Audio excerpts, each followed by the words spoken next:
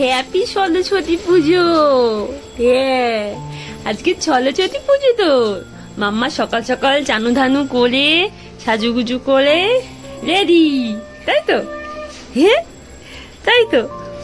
ভেবেছিলাম সেই বাচ্চাদের হলুদ হলুদ লাল যে শাড়িগুলো পাওয়া যায় বা ওরকম কিছু পরাবো, কিন্তু হলুদ কিছুই পেলাম না, তো এটা ওই জন্য নিয়ে এসেছি। আর থাক, পরের বছর থেকে তো বড় হয়ে যাবে, তখন তো সারা বছরই হলুদ লাল শাড়ি ঠাড়ি সব পরতে পারবে, তাই না? পরের বছর থেকে পরবে। হ্যাঁ, পরের বছর থেকে পরবে। হাসি করছে আমার মাথা, হাসি করছে। ওরে বাবালে বাবালে। হ্যাপি সরস্বতী পুজো মা, happy Saraswati, happy Saraswati Pujo, happy Saraswati. Hello everyone, welcome back to the channel, to a new blog. আশা করছি সবাই খুব ভালো আছো এবং সুস্থ আছো। আমরাও ভালো আছি। তো সবাইকে জানাই শুভ বসন্ত পঞ্চমী। আজকে সরস্বতী পুজো। তো সবাই কিভাবে এনজয় করছো? নিশ্চয়ই সবাই খুব ব্যস্ত, আজকের দিনটা খুব ভালোভাবে এনজয় করছো। তো কে কে কেমন আনন্দ করলে অবশ্যই কিন্তু কমেন্ট করে জানিও। আর আজকের ব্লগটা এখান থেকেই স্টার্ট করছি। সকাল সকাল উঠে স্নান হয়ে গেছে, মেয়েকে খাওয়ালাম, এখন আবার একটুখানি ঘুমাচ্ছে। আজকের ওয়েদারটা মানে দুদিন ধরে এমন যাচ্ছে, একদম রোদ উঠছে না। মানে স্নান টান করে একটু বাইরে এসেছিলাম যে চুলটা শোকাবো বলে, কিন্তু রোদের কোনো বংশই নেই। যাই হোক, তো আগের বছর তো প্রেগনেন্সির কারণে সরস্বতী ঠাকুর সেভাবে দেখাও হয়নি, মানে বেরোয়নি আর কি পুজোয়। তো সেই জন্য এবার নীল বললো, ওদের তো ক্লাবে পুজোই হয়, তো বললো সকালবেলাটা না যাও, তাহলে রাত্রেবেলা যখন যদি বন্ধুরা সবাই মিলে বেরোনো হয়, তো ওই একটু মানে ঘুরতে যাওয়া হবে আর কি।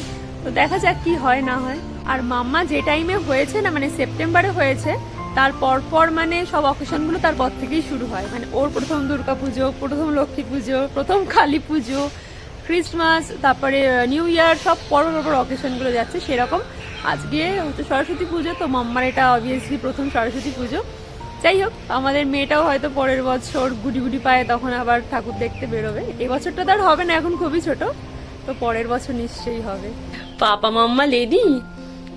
হ্যাঁ পাপা, তাতই রেডি হয়ে গেছে সরস্বতী পুজোর জন্য। হ্যাঁ, তুমি তো যাবে, পরের বছর থেকে যাবে। তুমি নতুন জামা পরেছো? নতুন জামা পরে নিয়েছো? করবে কি শ্রিয়ান দাদা, তো শ্রিয়ান দাদা বুনুকে নিয়ে ঘুরবে বলেছে। ওলে বাবালে, লজ্জা পেয়ে বললো। বললাম যে বুনুকে নিয়ে পরের বছর কিন্তু পুজোতে ঘুরতে হবে।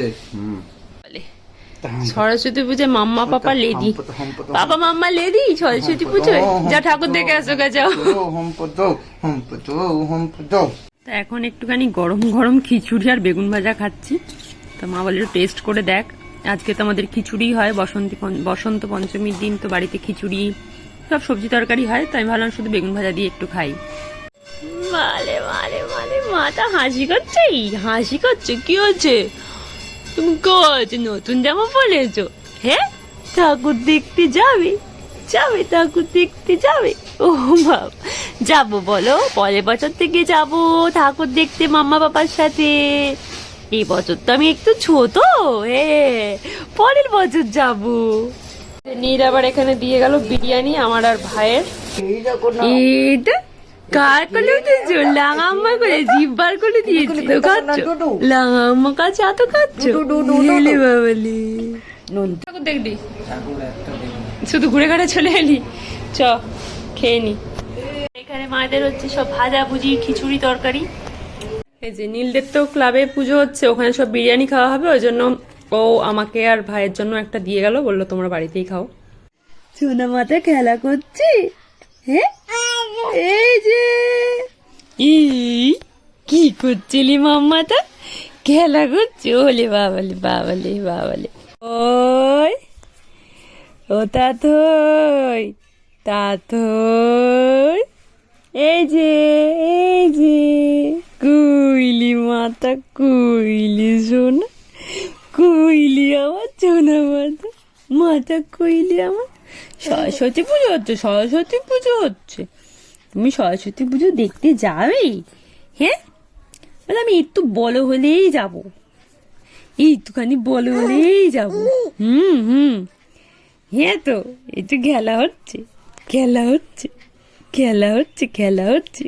দিদুনের কোলে, দিদুনের কোলে, দিদু রান্না বান্না কোলে কাজ মাছ ছেড়ে এসে নিয়েছি। কত রান্না করেছে জানো?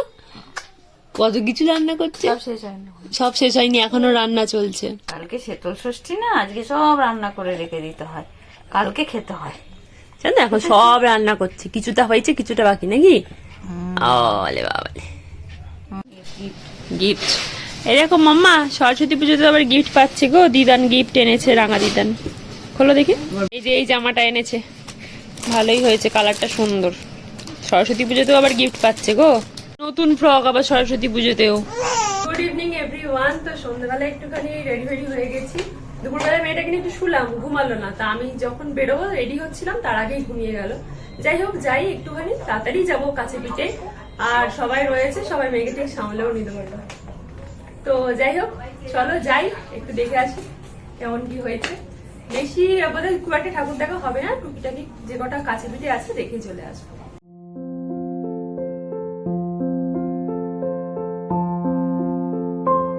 দেখা অনেকদিন পর আবার এক হলাম বলো। সেই লাস্ট বোধহয় জানুয়ারিতে গেছিলাম, সেই ইয়েতে মাদারসাটে। হ্যাঁ, ভাবছিলাম সেই জানুয়ারিতে মাদারসাটে গেলাম, তারপরে তো হয়ে খবর হয়ে গেল। আরেকজন এখানে দাঁড়িয়ে রয়েছে।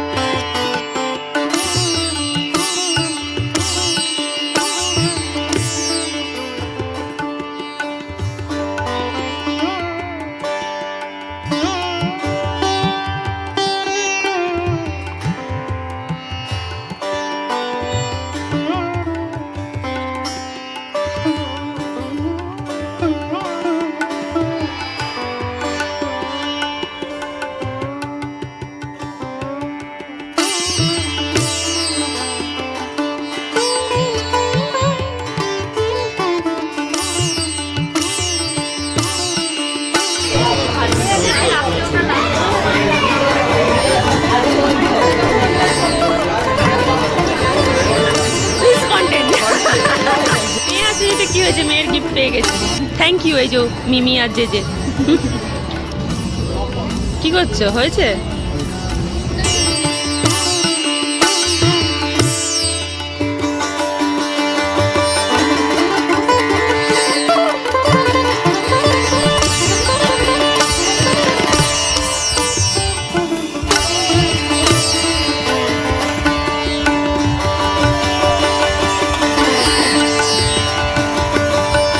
আমাদের কানলাইতে সরস্বতী পুজো ভীষণই বিখ্যাত, বিশেষত লাইটিং।